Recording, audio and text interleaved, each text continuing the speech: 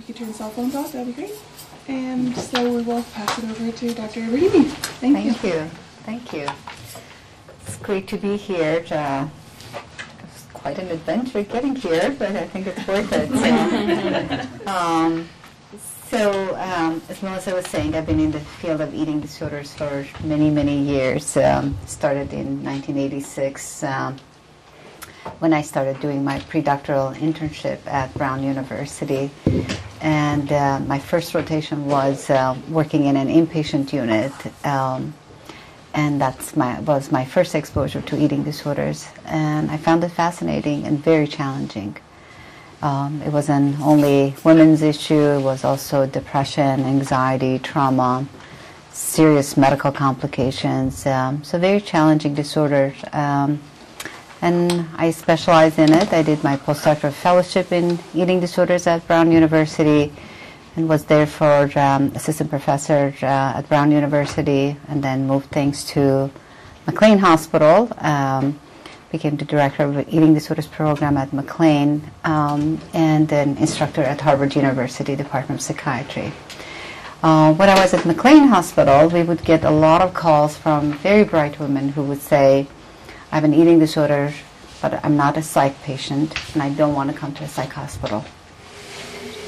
And that was the impetus for me to think about starting a program in the community. And in 2000, I started Cambridge Eating Disorder Center, which is right in Cambridge, Massachusetts, right in Harvard Square, surrounded by Harvard University. And we started with outpatient services, and gradually we developed into more and more services. So right now we have outpatient services. We have intensive outpatient program in the evening and during the day for both adolescents and adults. We have partial hospital program that's from Monday through Saturday. It's from 9 to 3:30. And residential program, we have 2 units for residential. One is an adolescent unit for adolescent girls as young as 12. We're one of very few programs in the country that treat as young as 12.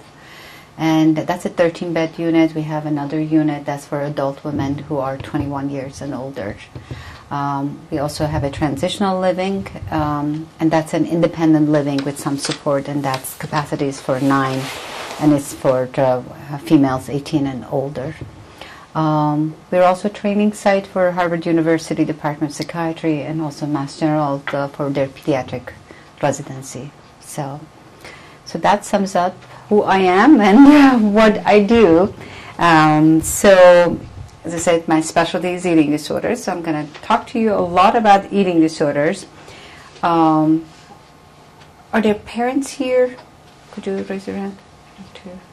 And, okay. How many clinicians? Are there clinicians? Okay. Just, my son has an eating disorder, so if you could also incorporate... I will do that. Male. Yes. Thank you. Yes. You'll see the statistics. The majority of eating disorders happen among women, females, and which can be, in some ways, discouraging someone, a male coming for treatment because they think it's a girl's illness, women's illness. But we see plenty of boys and men with eating disorders. So just quickly to go over the prevalence rate of eating disorders. It's estimated that 8 million Americans suffer from eating disorders. Again, majority are women. 7 million are women, and 1 million are men. 1 in 200 women in America suffer from anorexia nervosa. 2 to 3% of American women suffer from bulimia. So generally, anorexia is more rare than bulimia is.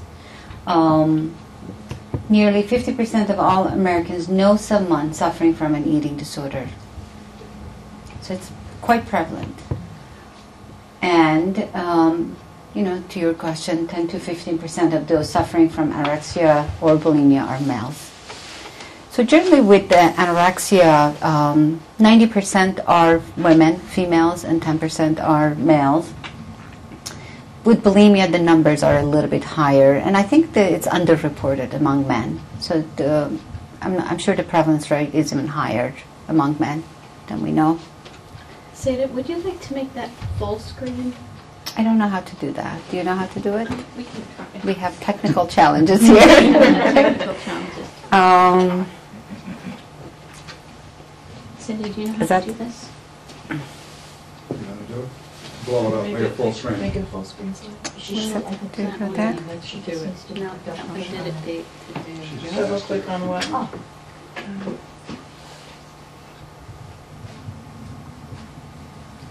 Start slideshow.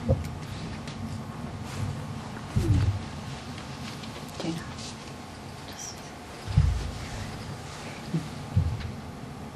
you try to open on this right here? Nope. Over here. Right click in the bottom. Right click in the bottom. Yeah, right click. Save the screen. Size and position. Oh, right click and place it head up full. Oops. Slideshow. Not paste, right click over here. Front row seat. Within the, in here? Yeah. Right click in Do you want to sit? No, that's okay. And now. So keep me full screen. There we go. Right? Oh, what a bit. Okay. So just a little bit of statistics among, in terms of children and eating disorders, just to give you a sense of how frightening this illness is and how prevalent it is and how early it starts. 42% of third grade girls wish to be thinner. 50% of 11 to 13-year-old girls view themselves as overweight. So we live in a culture that's obsessed with dieting, with thinness, and that message is getting to our kids, especially to our adolescent kids. And combined with obesity and the obesity epidemic, so obesity rates have tripled in children between the ages of 2 to 19 since the 1980s. So 32% are overweight. These are the kids between the ages of 2 to 19, and 17% are obese. And the breakdown, it gives you a breakdown of obesity among boys. Among whites, 10% of the boys are obese, and 15% of the girls. African Americans, 17% of the boys, and 23% of the girls. Again, you see more girls struggle with being overweight and obese, and among Hispanics it's different. The boys struggle more with being overweight and obese. So the epidemic of obesity and the message that we're getting, Mrs. Obama has made that her initiative, healthy eating, losing weight. We have to be very careful with that message and initiatives that are taken. Majority of individuals who develop eating disorder, it starts with benign dieting. And it starts among girls who are not even overweight. They feel overweight. They think they need to lose weight. So we have to be very careful. We get many patients in our center who, when we try to figure out when did the eating disorder start, how did it start, for some of them, it's a benign comment from a pediatrician who says, I think you should lose 5 pounds. You should lose 10 pounds. And they just run with that message. We have to be careful in terms of you need to lose weight, you're overweight. Because that can start an eating disorder among kids who are high risk. So let's talk about misconceptions, and then we'll get into types of eating disorders. If someone has an eating disorder, they have to be extremely thin. That's not true. As you know, with anorexia nervosa, someone has to be underweight in order to meet along with other diagnostic characteristics, in order to meet that diagnosis. Majority of bulimics are normal weight.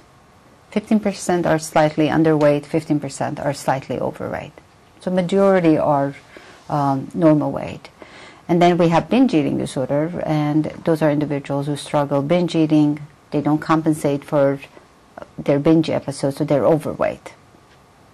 You know, some people think you just have to be underweight in order to have an eating disorder. So that's not true. An eating disorder is a choice or a phase. Many parents hope and wish that it is a phase when their kid gets an eating disorder. They think it's adolescence, she's only 13, she's only 15. She'll be fine, you know, after a few months. That's not the case. In terms of being a choice and, you know, pressures that individuals with eating disorders get in terms of make a choice and once you decide to get better, you're going to get better, it's not true. It's an illness and it requires a lot of serious treatment.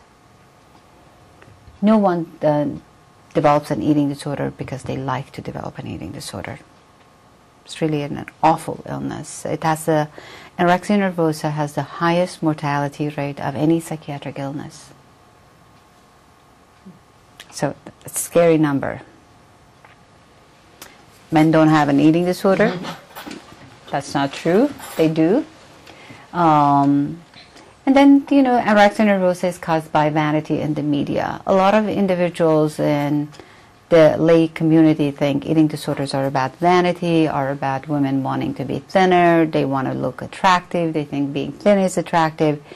It really is not that. And I'll talk about the diagnosis with eating disorders and you'll see that. Eating disorders can't be cured. That's another misconception. People do recover from eating disorders fully, and some people ask, is it similar to someone having addiction? And once an alcoholic, always an alcoholic. And I don't think that's the case with eating disorders. I think there are many individuals who fully recover and move on beyond it. So in terms of eating disorders, there are different types of eating disorders. There's anorexia nervosa, and we have two types. There's restricting type and there's binge purge type.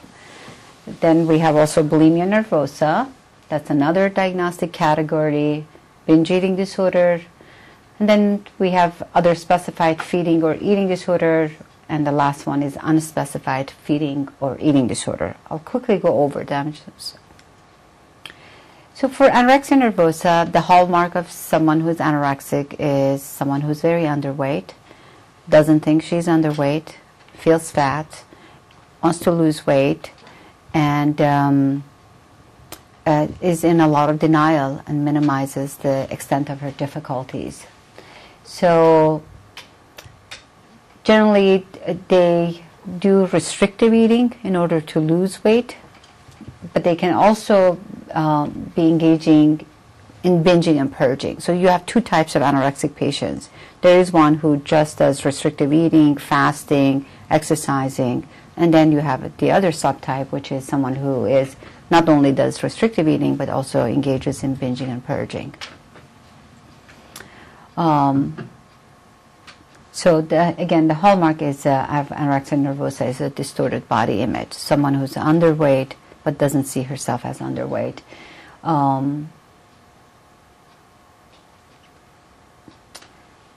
So these are warning signs for someone who may have anorexia nervosa. So low weight, you always have to be concerned. Not everyone who loses weight or who's low weight has anorexia nervosa. You have to have other characteristics in terms of the body image, the refusal to gain weight, you know, the previous page that I showed you. Someone who's depressed may lose appetite and end up losing a lot of weight. But that person, when you interview them, they say, I know I look horrible, I know I'm underweight, I know I need to gain weight, I just don't have the appetite. So the language is different as opposed to someone who's anorexic, and when you talk about how underweight they are, they deny it. They'll say, I'm not underweight, I still need to lose weight, can't you see it's all fat? They just don't see it. So it's a very different presentation. They tend to avoid food. We get many college students who end up not going to the cafeteria to get food. These are individuals who end up losing a lot of their friends because a lot of socializing happens around food. So friends call and say, do you want to come over? We're going to order pizza. No, I've eaten. I won't come. So they end up really isolating social situations that involve food, they have a lot of food rituals. We end up getting sometimes individuals in our center who are eating only 5 different things.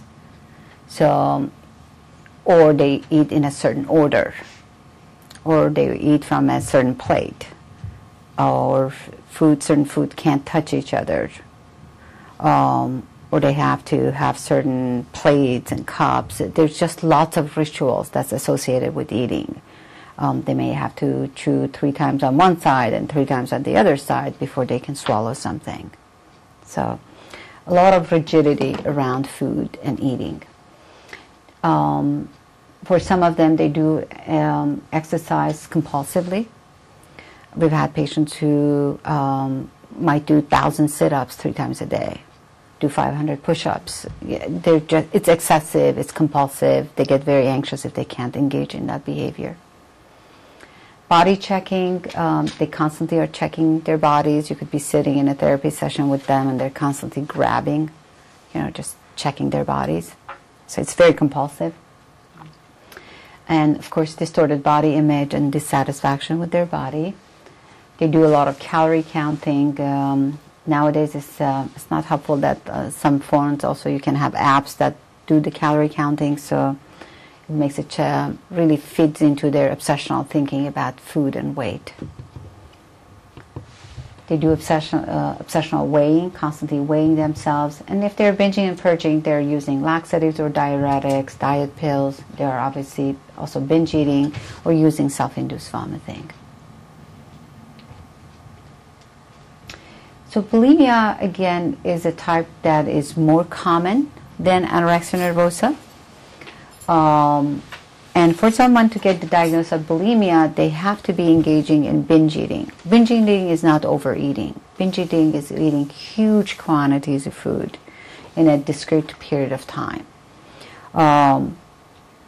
And there is a sense of lack of control. They can't stop it.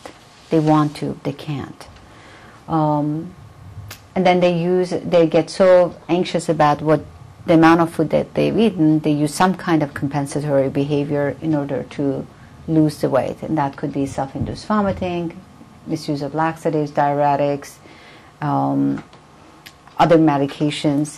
Diabetic patients are terrible. It's the most difficult combination, I think, with eating disorders, when they start manipulating their insulin in order not to gain weight. End up binge eating, not taking their insulin, so they lose weight. Eating disorder patients also abuse Adderall, so stimulants. We get many patients who claim they have ADD and that they need to be on Adderall because it's an appetite suppressant. So you have to do a very good evaluation before prescribing someone any stimulant. For someone to get diagnosed with bulimia, they have to be doing binging and purging at least once a week for a 3-month period. So if someone is doing it once a month, they wouldn't meet that criteria. And again, similar to anorexics, they really put a lot of emphasis on their body and shape. There are a lot of sense of self-worth is very much connected to their bodies and the way they look. Seda? Yes. So the difference between bulimia then and binge purge anorexia, is that the actual underweight Correct. element? Okay. Yes. Yeah, you have to be low weight. And nowadays the DSM-5 is using BMIs Okay. to classify someone, and we have severity categories in terms of severe and moderate anorexia nervosa. So they've changed it a little bit. All right. Yeah. So, oops. So in terms of, again, bulimia, there's a lot of the cognitive distortions. These are individuals who think if they eat a normal meal, they're going to gain 5 pounds. So they end up, sometimes bulimics end up in an endless cycle of restrictive eating, starving themselves during the day, and then comes dinner time. They're very hungry. They end up doing a serious binge eating, and then purging, and then next day is, okay, it's going to be a good day, I'll start with not eating. So it becomes an endless cycle. And it's very difficult to convince them that you need to normalize your eating to overcome this pattern of restrictive eating alternating with binge eating. They think if they have one regular breakfast, they're going to gain 5 pounds. There's a lot of distorted thoughts about food and weight with these patients. There's a lot of self-loathing. These are most eating disorder patients are beautiful women. With our center, we don't have a sign that says Cambridge Eating Disorder Center. Our sign says CEDC. So whenever we do a fire drill, our neighbors is like, they're asked, what kind of place is this? Is this like a modeling agency? There are all these thin, beautiful, women who walk out of the building, and but they're, these are beautiful women who feel awful about themselves, and they are bright. It's not just beautiful; they're bright young women, great personalities, who feel awful about themselves. Again, with bulimia, you can have also food rituals. There's a lot of hiding or sneaking food. We'll get calls from mothers who talk about how much food they have found in their daughter's room, under the bed, in the closet. Sometimes, bags of vomit, so they're hiding it. So again, very out of control behavior. They also can feel uncomfortable eating in public. They feel very judged by people. And sometimes normal eating can start a binge eating for them, so they try to avoid that. And they do a similarly body checking. Some of them do a lot of exercise and calorie counting. So binge eating disorder is the most common of all eating disorders. These are individuals who just do the binge eating. They don't do any methods of purging, so they end up being overweight. It's a new diagnostic category, but they're very similar to bulimic patients in terms of level of distress, level of disability. These are individuals who binge, and in the morning they can't get out of bed. They're so depressed. They miss school, they miss classes. Just last week we ended up admitting someone to our adolescent residential unit because her boarding school had said you have to leave campus and get treatment. She was binge eating and doing it in front of all the other kids in the cafeteria situation, had gained 50 pounds in the past 6 months, out of control. So, and she was really creating a lot of disturbance in the community. So they basically told her she needed to leave and get treatment. So, so when it's severe, it really can be quite debilitating. Not everyone who's obese has an eating disorder. So this is a binge eating disorder. It's a psychiatric condition. It is not an obesity. Obesity is not an illness. It's not a psychiatric illness. And these are other types of eating disorder that you can have. So you can have atypical anorexia nervosa. This is somebody who's lost a lot of weight but doesn't meet the criteria for weight for anorexia. So someone could be 180 pounds and 5'4", and they've lost 70, 80 pounds in a course of 6 months. Really have the mindset of someone who is anorexic. They have the rituals, anxieties about food, but they don't meet that criteria for weight. So you would give them the diagnosis of atypical anorexia nervosa, still a very serious eating disorder. Binge eating disorder of low frequency or limited duration. So someone is binge eating, but it's not, it doesn't meet the frequency criteria. The same way with bulimia. Purging disorder, this is somebody who purges after regular meals, somebody who doesn't do binge eating, so you can't give them the diagnosis of bulimia. So they're not binging and purging, they're just purging. It might become a diagnostic category by itself, I think, the next time the diagnostic book comes out. And night eating syndrome, it's also quite troubling. It's very difficult to treat, the nocturnal eating syndrome. These are individuals who wake up in the middle of the night, or it's at the end of the night, and sometimes they're semi-conscious. And they know that they have engaged in binge eating because in the morning they look and the counter is full of food. They have no recollection of eating it or making food. We've had patients who, we had a patient who was sleeping in her car. She was terrified that if she slept in her room, she would get up in the middle of the night and binge it, and felt that she had absolutely no control over it. We've had patients who put their dresser against the door so not to get out. So it can be really very, very difficult to treat.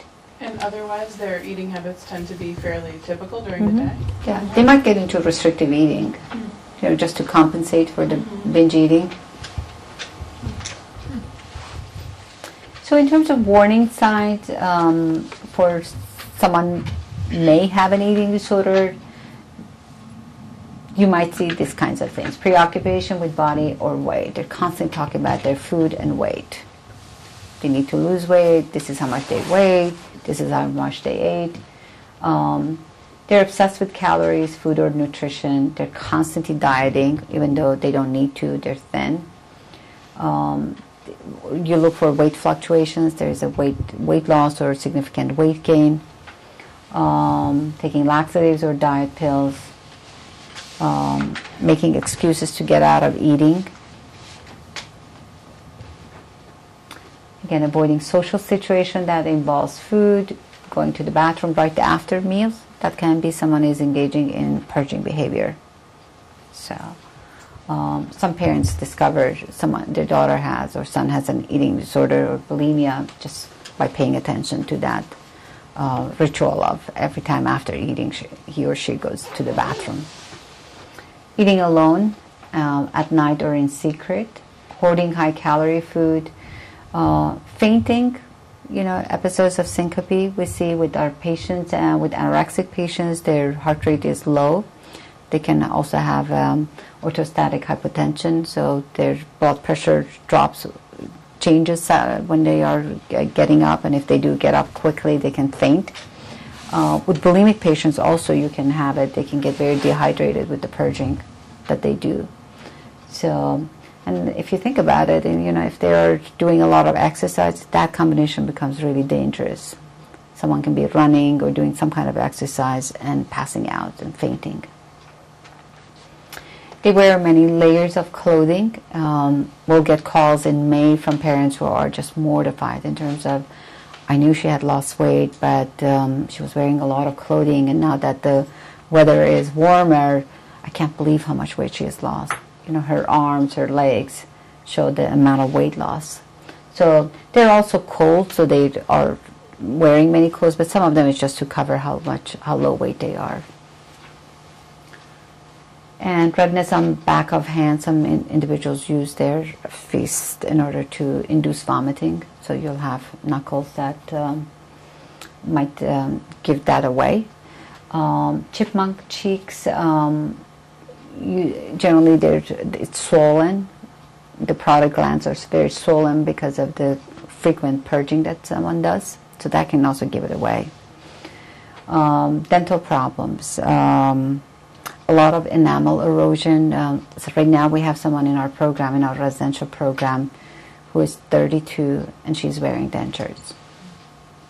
We've had patients in the past whose dentists have said they're not going to continue to work on their teeth. They need to work on their eating disorder and stop the purging in order for them to continue to work on their teeth. Otherwise, it's just they go back again. It's just the acid in the vomit. Again, this low self-esteem. We see a lot of individuals who develop eating disorders who really don't feel good about themselves. They tend to be, again, very bright women who overlook all their positive aspects, all their strengths, and they would zero in on one minor thing that's wrong. So, with the low-weight anorexics, they end up losing their menstrual cycle, which then can create problems with bone density. So osteopenia or osteoporosis you will see with very young patients. So medical complications, this is what makes eating disorders kind of difficult to treat, and there are many clinicians who just say, I just can't work with someone who has an eating disorder because I just worry too much. They're just too complicated with also medical problems. So fatigue, weakness, sleep problems, dizziness, fainting, chest pain. I've covered some of this already. Hair loss when someone is underweight, low iron, we'll see that with anorexic patients, bradycardia, low heart rate. Some individuals might need to get hospitalized if their heart rate is low. For adolescents, if it's under 50, we worry about that they may need an inpatient medical admission. And for adults under 40, you worry about that. They're complaining about chest pain. So again, cardiac issues. We worry a lot about cardiac issues. Edema, when they're binging, purging, there's a lot of fluid retention and fluid loss. And we worry a lot about electrolyte imbalance. Potassium can drop when someone is purging, and that can create cardiac arrest. So it's serious. These are serious.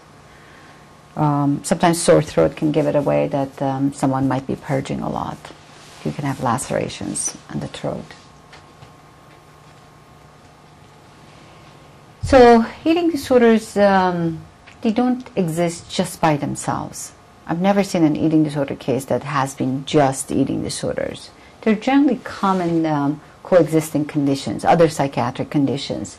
Depression is very common, generalized anxiety disorder, social anxiety, obsessive compulsive disorder. 15% of anorexic patients, restricting types, have true OCD.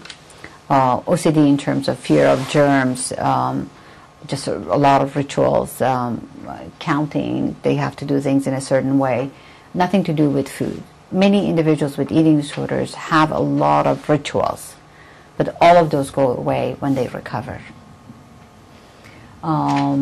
Alcohol and substance abuse is very common with bulimic patients. So any areas that are impulse control related, we'll see with a lot of bulimic patients. So substance abuse, self-harming behaviors, we get a lot of cutters. Shopping, shoplifting. Bulimia can be very costly, in terms of the amount of binging that they do. There are parents who take away their credit cards because they're using the credit card and spending a lot of money. On occasions, we have written letters for women who were caught shoplifting food.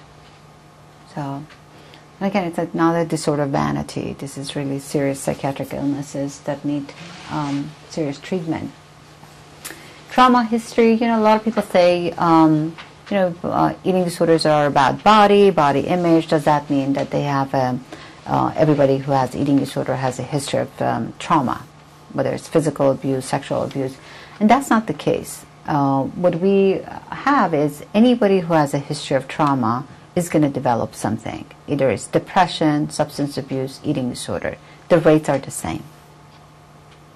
So 1/3 of individuals who have eating disorders, they have a history of trauma. That's the same with substance abuse, that's the same with depression. So that's not a risk factor, having trauma, to develop just eating disorder. You're going to develop something.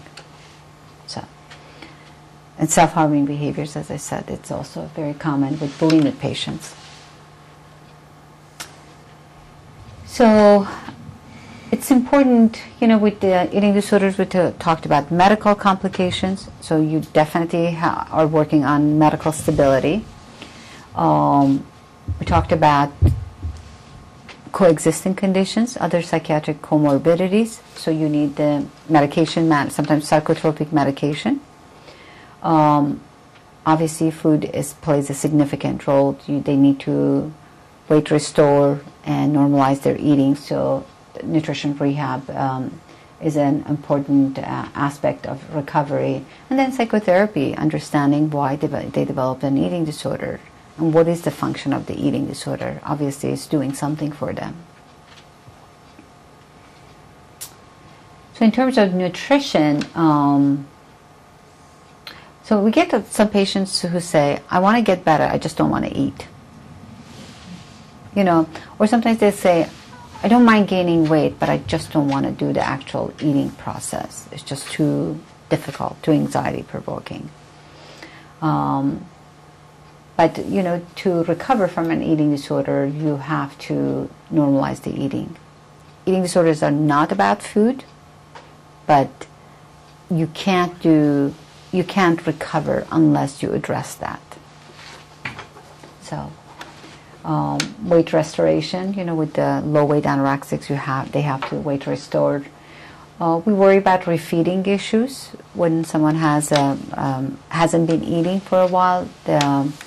So, you know, they can't eat huge quantities. You can't start feeding with giving them too much food or a lot of calories, because phosphorus can drop, and that is also very dangerous. You know, activity level has to be monitored. You heard about, you know, compulsive exercise that they do. So, you know, we put them on exercise restriction and monitoring. You know, goals for treatment, again, involves food, involves eating, but also involves being able to make significant changes in the way they think about food, weight, and themselves. These are individuals who are very, very hard on themselves. And working on relapse prevention. Eating disorders have a high relapse rate, so you want to work on making sure that you're putting a lot of safety nets there to catch them very quickly before they have a full relapse. So these are behavioral warning signs again. Someone is, you know, focused too much on healthy foods.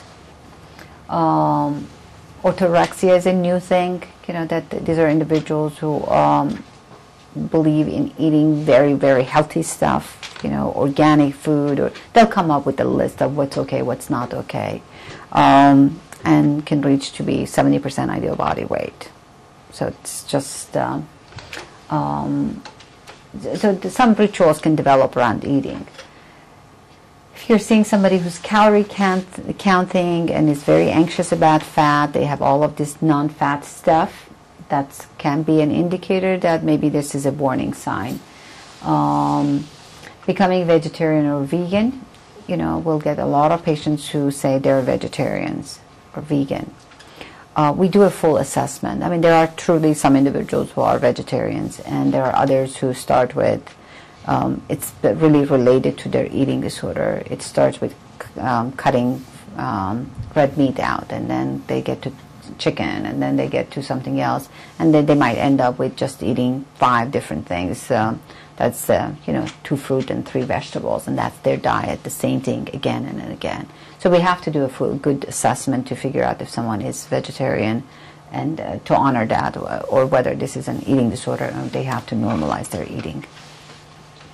If someone is fasting, again, a lot of obsessional thinking about food, skipping meals, refusing to eat, again, avoiding social situations, wearing oversized clothing, complaining of food allergies. That's a new one. Many of them would say, I have celiac, I can't eat gluten, or I have, they come up with a lot of allergies that basically then you can't feed them anything except vegetables or just fruit. So you have to do, again, good assessment. If someone says they have celiac, we would want that to be confirmed by their physician. So,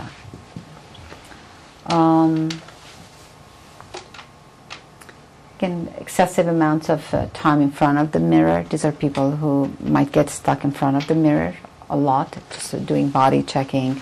For some of them, getting dressed up in the morning is very difficult. They end up constantly changing and might be in their room for 2 hours just trying to get ready.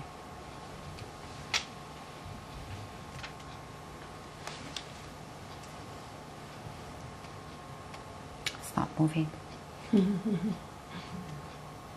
Let me see.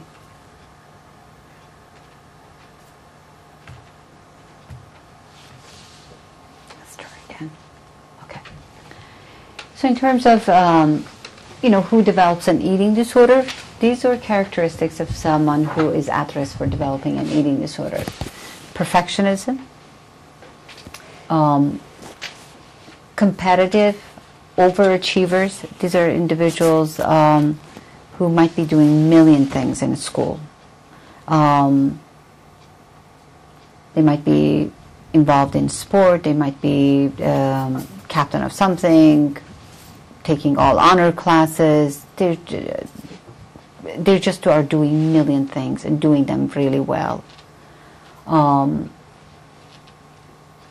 They're overly responsible. These are individuals who are really people pleasers. They're good kids. I mean, this is where the parents say, with all the kids, with all of my children, I would have never guessed that she would be the one that would develop something. She was just my perfect kid. So someone who's a people pleaser, someone who does really well, and ends up getting into trouble with anorexia or bulimia. They're very critical of themselves. They conform. They want to know what are the rules. Tell me what the rules are, and I'll do them, and I'll do them really well. Approval seeking. They have low self-esteem. A lot of irritability, you can see. A lot of black and white thinking, very rigid. Things are either or. They have difficulty expressing emotions. They can't label feelings. They can't express how they're feeling. We do a lot of expressive therapy actually with adolescents in our program. So when they don't have the words to describe how they're feeling, you really can get good work in terms of expressive therapy.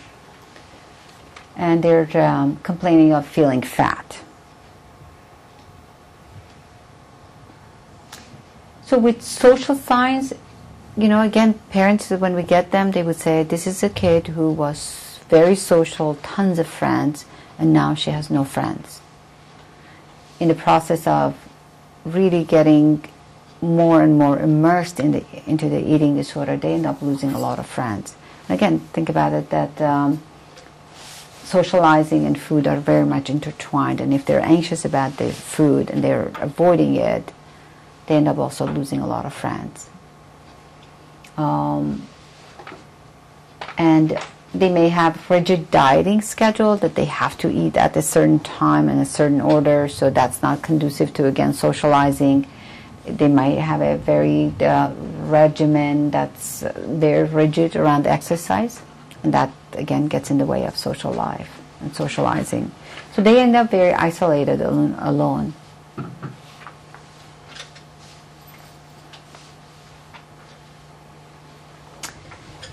So in terms of how to really intervene, we know early intervention is really crucial to recovery. The most aggressive the treatment at earlier stages of an eating disorder, the better the outcome.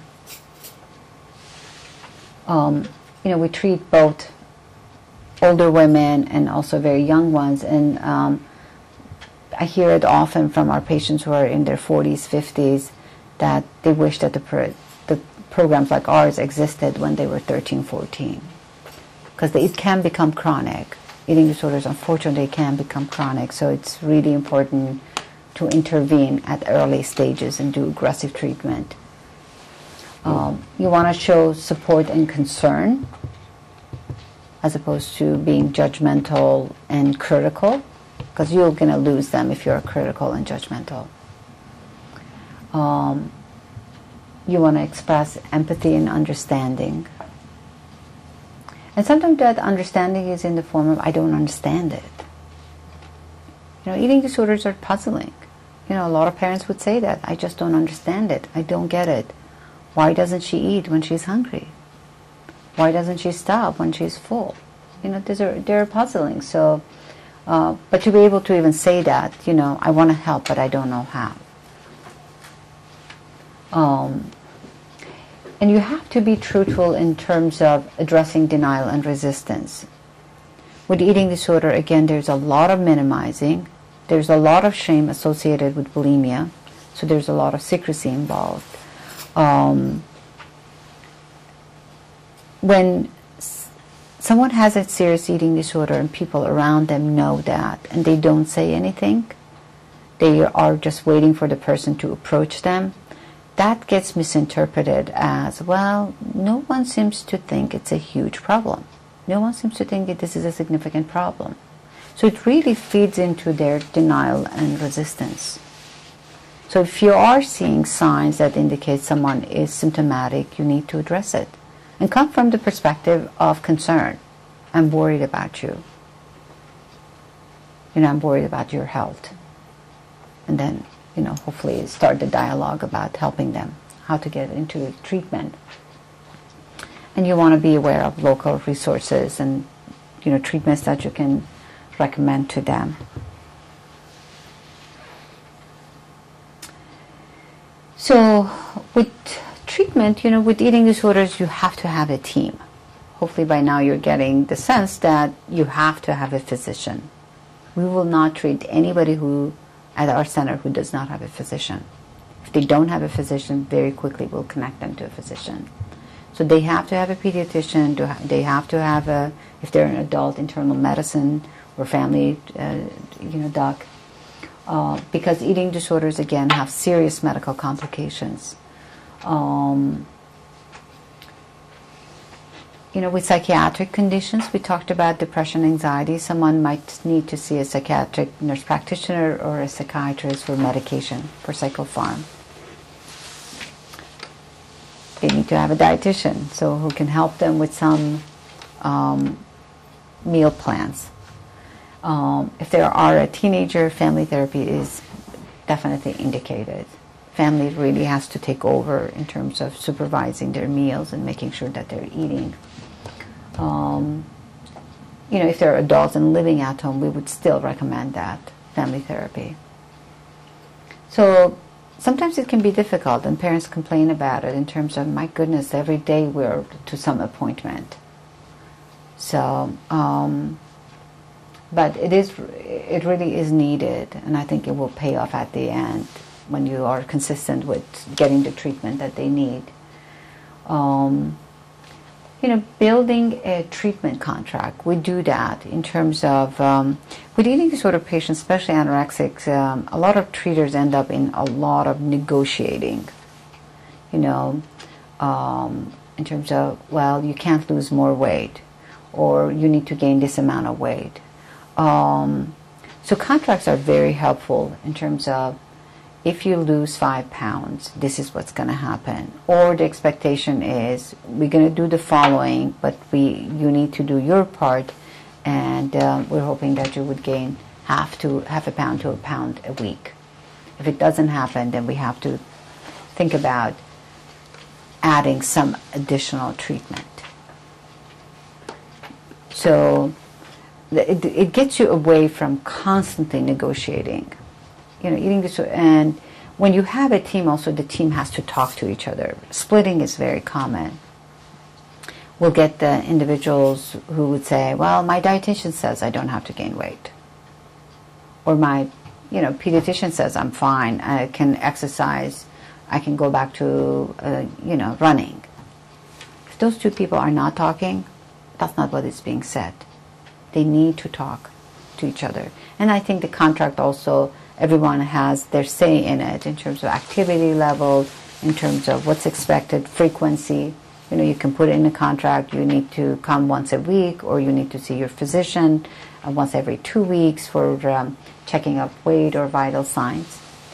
So I think contracts are important. It just, you do it once and you end up, I think, helping you in terms of avoiding constant negotiations.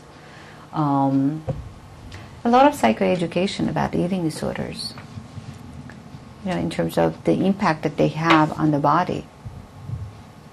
In terms of when someone is not eating, starvation.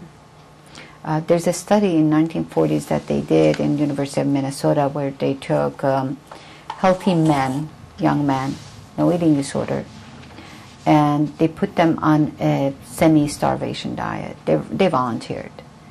And what they ended up seeing with this men is what we see with our anorexic patients. Some of them started binge eating.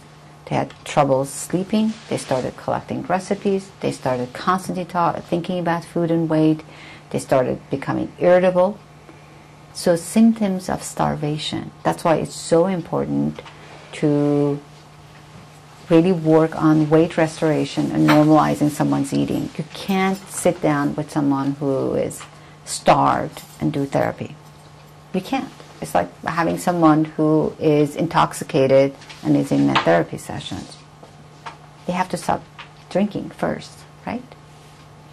So psychoeducation in terms of what does the eating disorder do to your body, and how might it be connected to their irritability, their depression, their isolation, and building a trust and a rapport. Many of them fear weight gain. Many of them fear that you're going to make them overweight. So reassurance about that's not the objective. And these are just different therapy methods that are used when someone has an eating disorder. And there are different levels of care, obviously to meet different levels of need. Outpatient therapy is good when someone has just developed an eating disorder. It's at its early stages. And as I said, outpatient therapy could include once a week of therapy, could include seeing their physician maybe once every 3 months. It's a level of care issue. Maybe getting a meal plan, seeing a dietitian maybe 2-3 times, getting a good meal plan.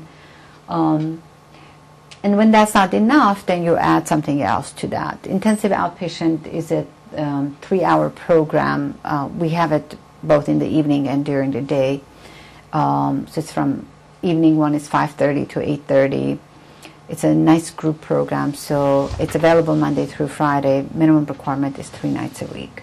That program has kept a lot of college students in college, many of them who would have to go on medical leave.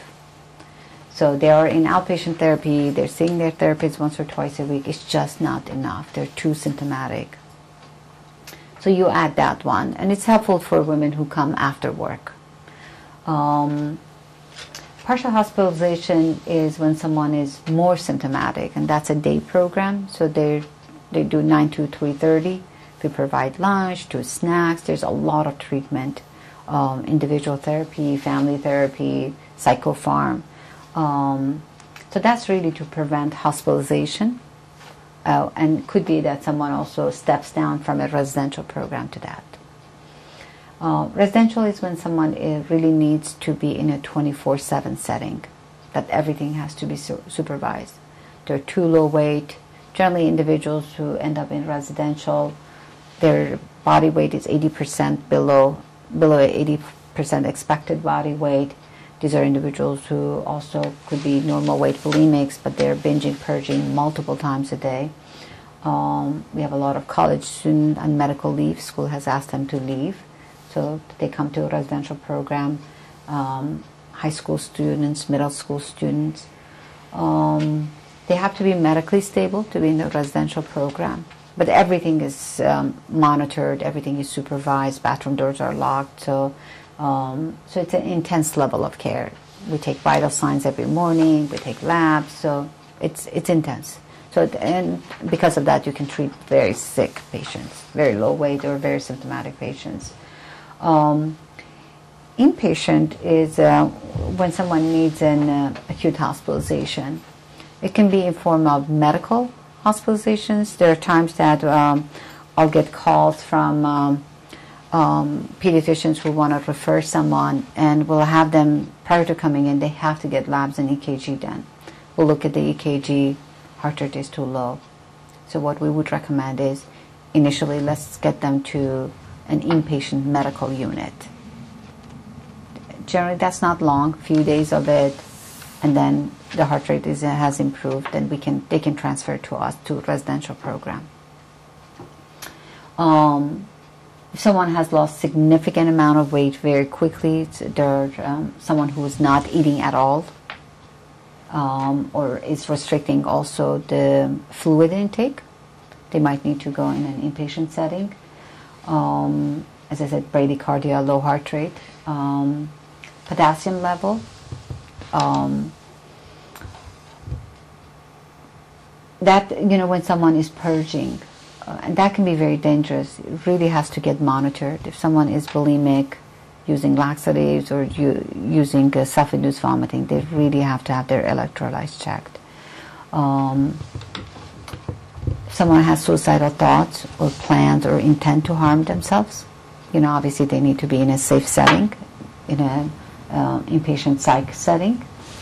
If someone has thought disorder, they schizophrenia or schizoaffective disorder, they may not be eating because they think it's the food is poison. So they really need to be in an inpatient psych unit. And then impulsivity.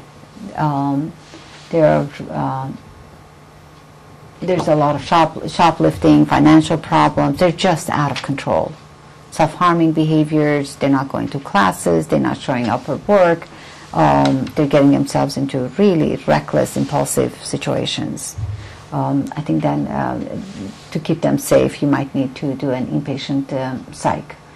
And again, medical leave is recommended for some individuals in order to get into treatment. And failure of outpatient treatment. As I said, treatment contract is really important, and that can be negotiated on many aspects in terms of amount of weight gain or what happens if there's a weight loss. It can be around frequency of weight checks, blood work. There are some patients who need to be seen every week by their doctor. There are some patients who are seen twice a week. It really, that's when they're trying to assess, can this patient stay outside of a hospital setting? And generally one person is identified as the leader of the team, and that can be the therapist. Once in a while, maybe physician would want to take over that role, but it's just important. One person has to be identified as the key person who's coordinating everything, making sure that everyone is talking to each other. Because as I said, splitting can be a major problem. The patient can say different things to different individuals, and if you lose that consistency, and you really are going to be in trouble, and you're not helping the patient. Okay. So, how do you address when you're concerned about someone, a friend or a family member who might have an eating disorder? You don't want to blurt it out. You want to set a time to talk about it, an opportune time to talk about it. When you are fighting about something, that is not the time to talk about it. You want to communicate your concerns. You don't want to say, you're disgusting, you're doing this, I can't believe you're doing this to yourself. That's just going to get them to close the door of communication. So you want to be talking about your concern. You care about them, you're concerned about their health. And you don't want to get into power struggles with them in terms of you have to do this or else. You don't want to do that. They already feel a lot of shame about the eating disorder, so they already think if they tell you that they're engaging in certain behaviors, you're going to think how terrible that is and how disgusting it is. So you don't want to start putting blame or shaming them. Or guilting them. A lot of our patients will talk about how the parents end up guilting them in terms of, I can't believe you're doing this to us. They're really not doing them to the family, they're doing it to themselves. But they are affecting the family, definitely. So you want to keep the focus on the individual, not the impact that the individual is having on you and your life and the inconvenience part of it. And you want to, I think as when you care about someone, you want to fix it for them. So it's very easy to say, well, why don't we figure out how we can make you eat or how we can set up your eating. So you want to avoid that kind of getting into simple solutions, because if they fail, then you're going to get angry, and then you're going to feel also responsible. It sets up really a bad dynamic. And you want to, express your continued support. It's possible that the first time you bring it up, they don't say anything. Second time, they get angry with you. Third time, they're neutral. Maybe the fourth time, you open the door. How does it, you talked about the people pleaser, and then there's the fact that this person is having this effect on everyone around them, and they feel guilty and blame themselves because they want to please, not hurt. So they struggle a lot. That's where the self-loathing comes in. That's where they think they don't deserve to be treated well, they don't deserve to get better, they're just not a good individual. Yeah. And again, if they could change it in a minute, they would change it. No one chooses to have an eating disorder. It really is not, it's a horrible illness. Imagine your existence being fully revolving around food, weight, constantly, and you can't shut it off. You're sitting in a classroom, you're thinking, my God, I ate, half a bowl of cereal. How am I going to burn that off? I have that class. Can I skip it? Maybe I can go for an hour run. Constantly, checking it. Am I good enough? Am I good enough? This is terrible. It's really a lot of noise. It's a horrible existence. So these are do's. We have don'ts too. So do's are, you want to learn about facts and myths about eating disorders. You want to educate yourself. For parents, I always recommend National Eating Disorder Association has a great website, and they have an area that you can take. It is for parents and families, and you can learn a lot about eating disorders, a lot about how to be helpful. So you want to learn about eating disorders. Ask what you can do to help. And again, sometimes it's really good to say, I want to help, but I don't know how. Tell me how I can help. As opposed to, I know how you can get better. Let me tell you. You want to listen openly, and you want to be patient and non-judgmental. And you want to talk to them in a kind way, not angry. There are some parents who end up going into therapy themselves. And I think that's a good thing. It can be really difficult to live with someone who has an eating disorder. They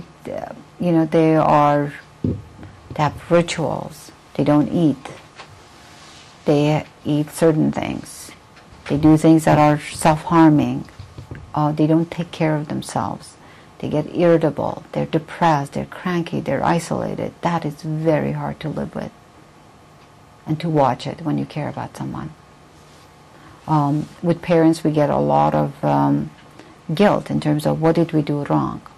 Eating disorders are caused by many things. As I said, you have the temperament issues. So there's a certain type of individual who develops an eating disorder. You have we talked about, social media factors. All the messages that our kids are bombarded by, and this drive for thinness that is driving our culture. You have peer issues. So there are many things that come. There are parents who would say, I have 3 kids. The other 2 are fine. And they grew up in the same environment. We didn't treat her differently, the same environment. So the temperament is different, the experience is different. But with parents, we get a lot of that in terms of what did we do wrong. Have they done any kind of studies now that they can do so much with seeing the brain and what goes and functions, and have they learned anything about that? You know? They're doing some studies. Again, it's very hard to know what's the cause, what's the effect, because you're studying the brain of someone who's already affected by it. You know, similar with depression, you know. Does the depression cause the change in the brain, or is it that the brain that's different is causing the depression? You don't know. We have similar issues like that. So we know the risk is greater in terms of genetic studies. The risk is greater among identical twins, and then after that fraternal twins. And we are seeing second-generation eating disorders. We have many patients, and they're teenagers or young adults who have mothers who have an eating disorder, mothers who have a history of eating disorder. The most difficult one is when the mother also has an eating disorder, but she's in minimizing and denial, and the kid is in treatment. That's a very interesting dynamic there. And is this a new disorder, or is it what they used to call wasting disease? I mean, has it been around for a long time, or is it more prevalent now? Definitely, I mean, we know more about it. It's more publicized. The diagnosis of bulimia started in 1980s. But we have people who talk about it now who say, Jane Fonda said she did it when she was young, very young. So, but there was not a label for it. Anorexia goes back, I mean, you hear about nuns who starved themselves, and the actual diagnosis 1800s. But it is more prevalent. Eating disorders are more prevalent, and they are getting younger and younger. As our program treats 12 and older, I can't tell you, I am getting calls for 8-year-olds, 9-year-olds who have serious eating disorder. So it's really scary. I think we treat many women who are older, 40s, 50s, and that used to be that this is a disease of the young and the teenagers, similar to the boys and men not coming for treatment. There were a lot of women who were older who were thinking, this is a teenager's illness. I can't ask for help. I can't have this disorder. So it is prevalent and it is scary.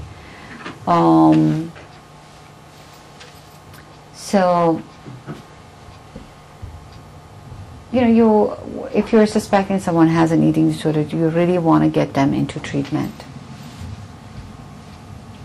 And the sooner you get someone into treatment, the better the outcome. And again, you don't want to think this is a phase, it's just going to go away, or she's going to grow out of it.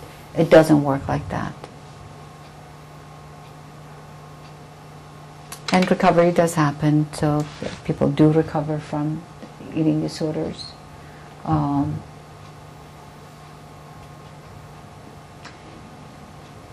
So in terms of don'ts, you shouldn't invade their privacy. Minors are different. When you have someone who's under 18, obviously the parent is responsible for their well-being. They have to get involved. They do contact. They set up their appointments. They take them to appointments. They don't do that. That's considered neglect. And you can file. If someone has a serious problem and parents are not doing it, you can file. But we've had parents who wanted to get everyone's support, so we had one mother who admitted she had done this terrible thing, and she realized it wasn't a good idea. When her daughter was in treatment in our center, in the residential program, without asking her permission, she ended up writing an email to everybody. Extended family, great aunt, all that. And the patient was mortified in terms of this is a very private, personal issue. I don't want to share it with the world. I want to share it with individuals who I feel close to, who can support me with this. So you want to be careful in terms of privacy issues. It can be frustrating for parents when the child is over 18, because they want to know what's going on, and we can't share confidential information unless we have a release of information signed by someone who is 18 and older. And that can be very frustrating for parents. They say, you know, I pay the bills. Why can't I know what's going on? Unless she says it's okay, we can't tell you anything. So it's HIPAA and privacy and confidentiality. You know, they can't demand weight changes. You need to gain weight. It's just, you're going to lose them. Again, this is the power struggle in terms of insisting that they eat everything that's on the table. You don't want to get into that kind of power struggle with them. And constantly talking about their weight. You know, a lot of people with eating disorders will talk about how their family forgets that they're still them and they have an eating disorder. It seems that they become the eating disorder. All the interactions are about food. All the interactions are about their weight. All the interactions are about treatment. So you don't want to lose the person. That person is struggling still to find themselves and get out of the eating disorder. So you want to help them with that process. And you know, you don't want to say that you know how they can overcome it. You're not qualified to do that. You can give them love, you can give them care, you can give them support, you can be there for them to come to you. But you can't cure it for them. Sometimes we get parents who are really, at the beginning of the illness, they're so overzealous in terms of, we're in this together, they give 200%, and then they get so frustrated and so angry. It's like, we're working so hard, but she's not moving fast. It's that person's recovery, not theirs. Okay? So you want to have correct expectations, right expectations. So this is our building, and where all the services are happening. It's right in Harvard Square in Cambridge. And as I told you, we have all levels of care. And contact information. I'd be more than happy to answer any questions you have, or if you need any consultation. I do this all the time. And I want to open it to questions. A lot of information. Wow. What is that about? A lot of information? I don't know if I'm depressed or there wasn't a lot of good. I know very little about eating disorders, but I do have 5 grandchildren, 6 to 13. I mean, I don't suspect anything, but you know, I just figured I should probably learn something about. But the layers of complication, you know, from depression to, I mean, you know, I just, you know, take a magician to sort of kind of sort it all out, you know, and then wrap the family into it or the parents into it, and, you know, I mean, I just,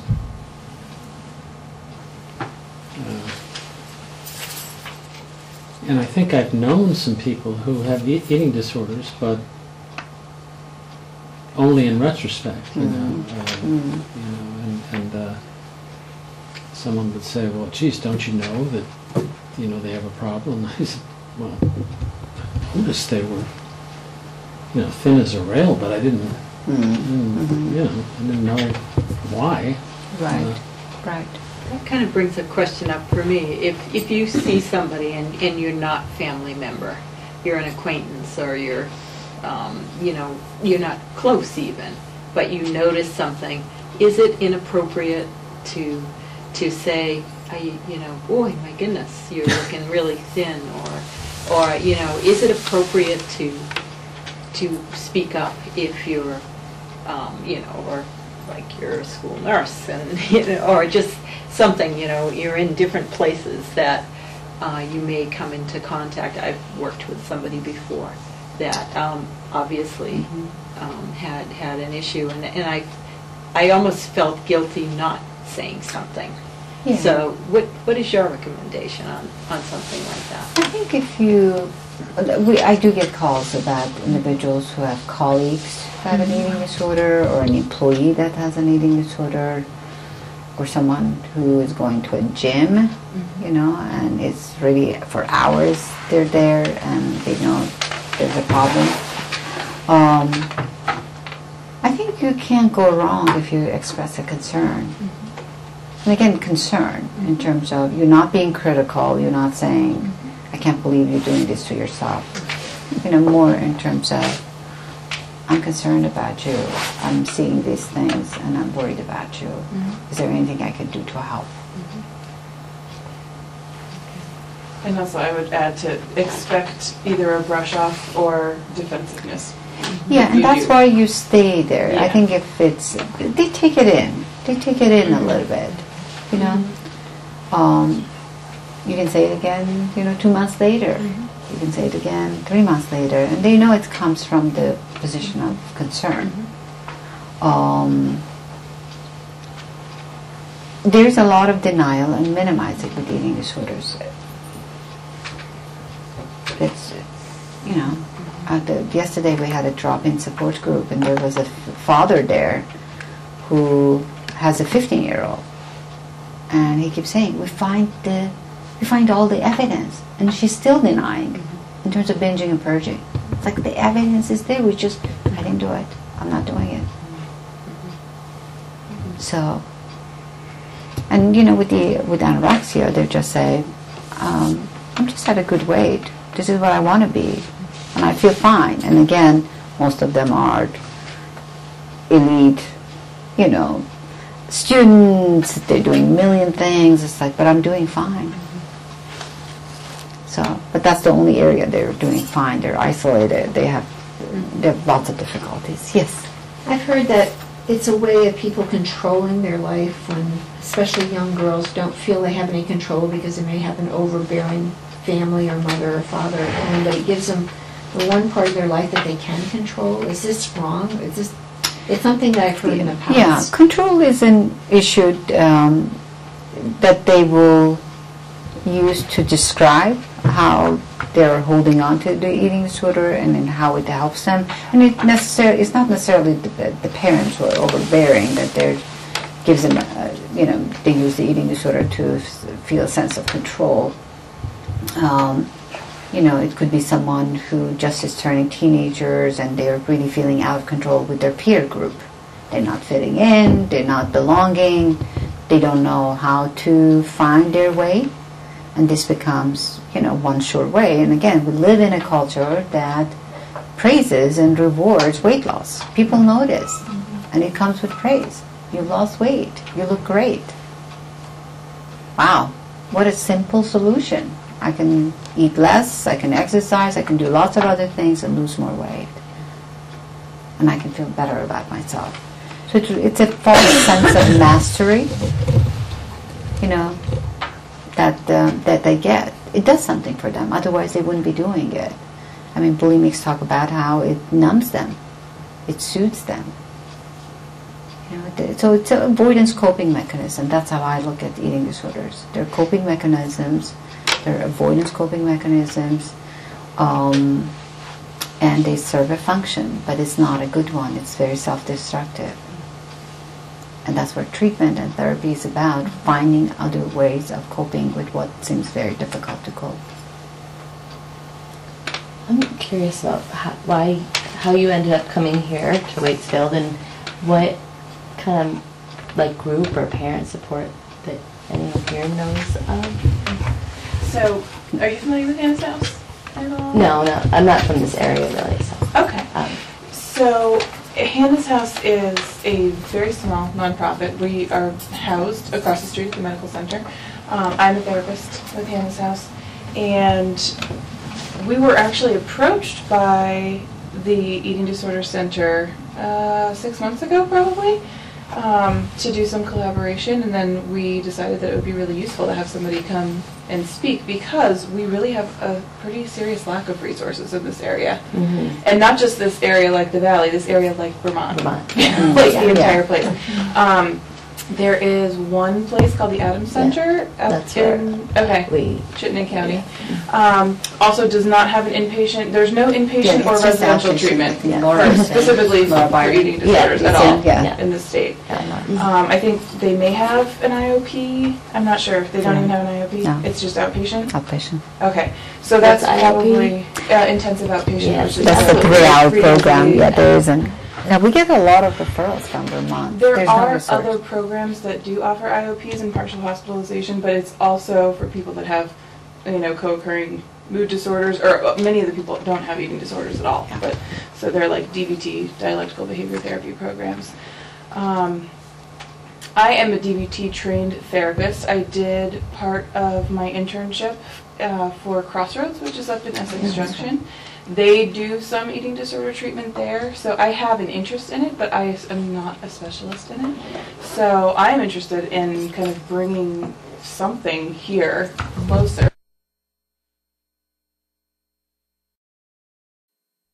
To go hand in hand. So a lot of therapists, especially in private practice, don't want to touch it with a 10-foot pole because there is so much else going on, and like Seda was saying, the treatment team needs to be so comprehensive that therapists are like, I don't want to specialize in that. That's too much. There's too much training. There's too much training. So that was kind of a question that I was going to ask to you. So what do you tell people who are in remote areas like this as far as accessing resources? I mean, by the time they call us, someone is in big trouble. Right. So they need a higher level of care. So we get the calls from physicians' offices, pediatricians. Adams Center refers a lot to us, dietitians, therapists. So someone is getting the outpatient therapy and it's not enough. They're continuing to lose weight, they haven't gained weight, or they're too symptomatic. So at that point, most of the time they need the residential level of care. We'll start there. Sometimes they have needed inpatient medical, actually. A couple of kids from Vermont, by the time we got the call and we asked to EKG to be done, the heart rate was too low, and we said we won't take that person. They need to go to inpatient medical first.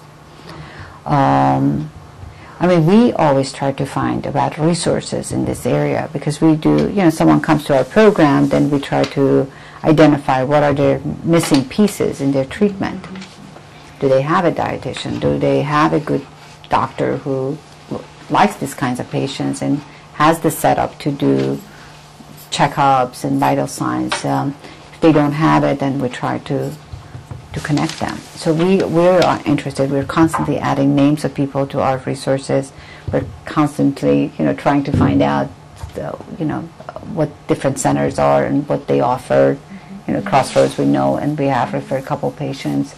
But you worry, it's not a specialized center. So without the intermediate options, you kind of end up setting your kids up for failure because the only way to get the intensive treatment is to go far away. So, I mean, I know with my son, we put it off for a long time when it might have been helpful to have that kind of more intensive treatment sooner. Yeah. Well, again, what we know from research, the more aggressive the treatment at earlier stages of the illness, the better the outcome. And there's a lot of hope. This is where I was saying there's a lot of negotiating. Okay, we'll give you another month. We'll give you another 2 months. When someone is clearly needs a higher level of care. I have yet to see an anorexic patient who comes to the center willingly. It's always other people who recommend that. Always. It's the physician, it's the parent, it's the schools. It's just another source because for anorexics, there's fear of weight gain. And treatment is about weight gain. So they never come willingly. But they start feeling better, they get anxious with the weight gain, all of that. But there's a lot of support and treatment. And when they start having the clarity of thinking, they're very grateful and really feel good that people push them in that direction. Bulimic patients generally get very desperate. They're so out of control. They get to a point that they say, I've hit bottom. I really need treatment. I can't continue to live like this.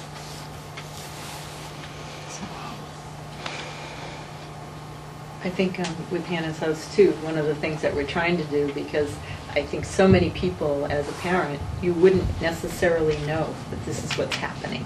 You know, in the beginning, you only almost have your own denial in a way, and think, okay, well, something else will come up, or you know, maybe this isn't as serious as I thought. And what we want to do is just have more resources available so people can learn, like you said, Charlie. You know, I didn't know the ins and outs and the details about this. Well, most people don't. Most parents don't. And so what we would love to do is to just get more experts to come and talk about different things that, you know, everybody can identify the flu and a cold or whatever, but when it comes to mental health issues, often we don't know about them, and they are scary, and we do tend to just suffer in silence and not know where to get the resources and the help. So we're so appreciative that you came. Thank you. And you know, we will have information here about where you are, and Melissa's, I can tell she's thinking in her head about how to resource more options here and in Vermont for being able to treat and help out.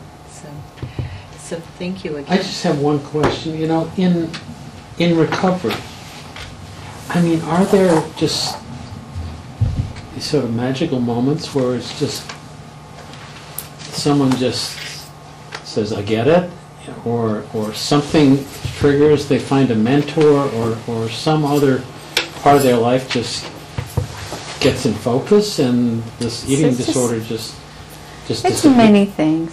It's really Disappears? many. It's many things. It's hard work, actually. It's not an aha experience. It really takes a lot of hard work. For some individuals, getting to the point of I can't continue to live like this becomes the impetus for getting help.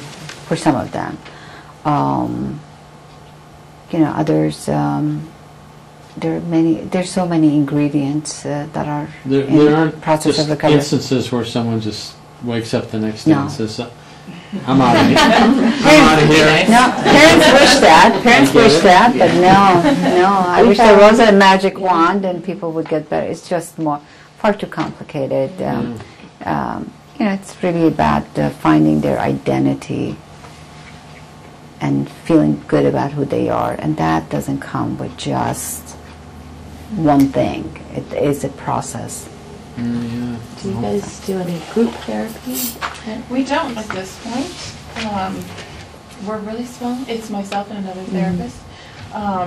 We have definitely talked about doing groups, and we'd be very happy to hear from you. Any feedback that you're... Because we had a lot of group therapy. My son was in a partial hospitalization program, and that was really good for him to be able to have some peers to... And not feel alone. with. Yeah. Group therapy can be very powerful. Yeah. Yeah. And we don't have that here. The Adams Center does, I think, but Mm-hmm. Yeah. it's a little female-oriented. Yeah. Yeah. Yeah.